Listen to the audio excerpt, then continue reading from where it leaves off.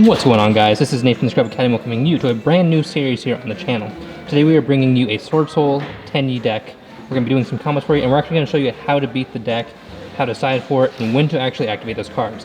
A lot of you guys out there know what to side for decks, but a lot of times you don't know what or when to actually activate those cards.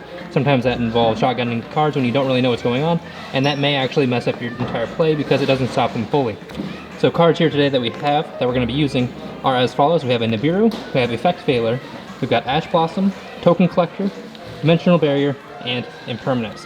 So these are the cards that we're going to be using as if we had sided them in and we drew one of these in our hand. What's going to be happening now is I have Easton here. He's going to be doing a combo for us, and as he goes through this combo, he'll let us know when it would be the optimal time to actually activate the cards that we have here on the field. So let's go ahead and we'll jump right into the combo. Okay, so first one, this deck's got a lot of 1.5 card combos. So first one is basically just the bread and butter of the deck is YuGiOh. You just normal summon it.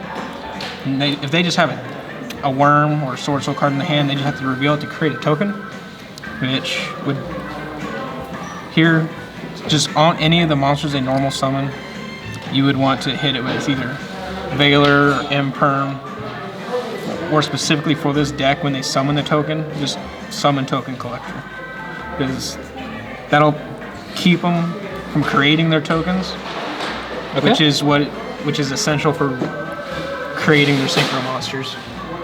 So if you summon the YuGiOh, hit it with the permanence or the Veiler right away, make sure they can't even create that token.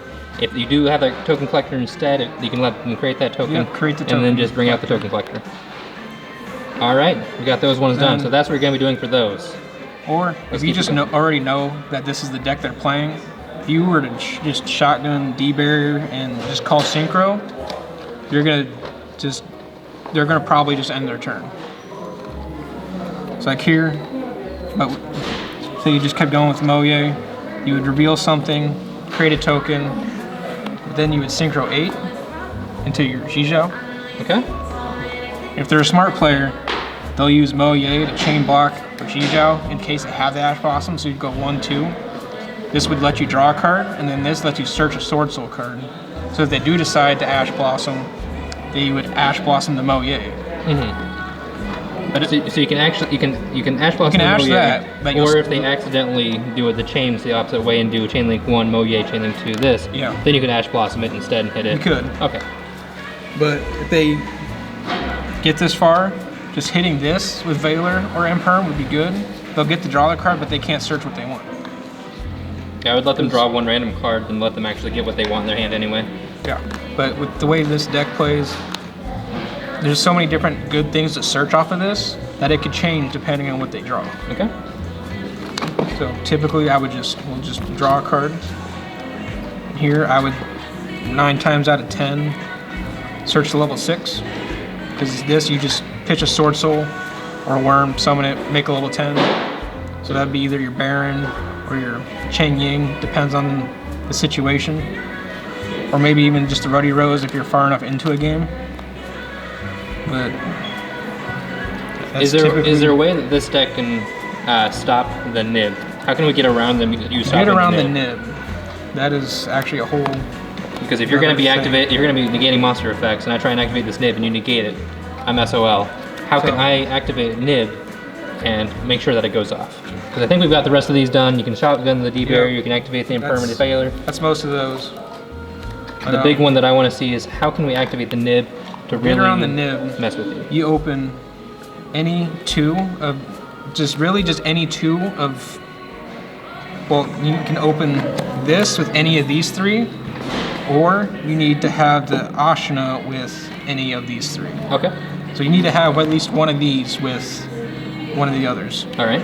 So the way it would work is if you had this in your hand, you would special summon it, because you can just special summon it if you control no effect monsters.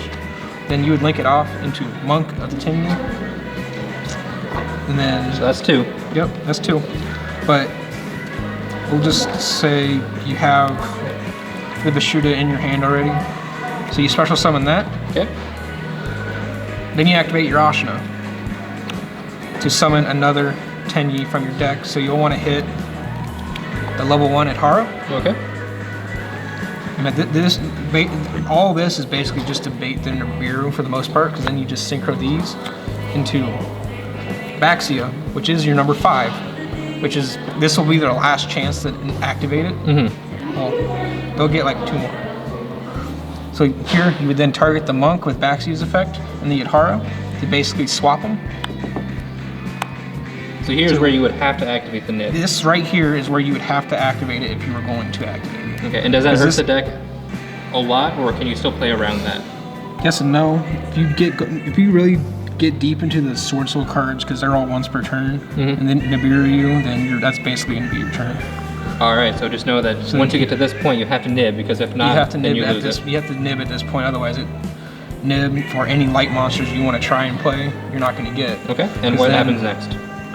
Because this is where you will end on Xiaofang, and Xiaofang says the attributes of Yang Xing monsters used for its summon, those attributes, your opponent cannot activate monsters with those same attributes. And then so you got a light, and this is a light, and you can't do it. So it's checking the Baxia's attribute, which is light, so it'll lock out all light effects. So at this point, you can't activate it. So if you're going to be activating the nib, if you think that you need to have this, all of this happens without committing a normal summon. Okay. So if you have enough to get Swordsoul stuff rolling, so if you have either the Moye or the Taya,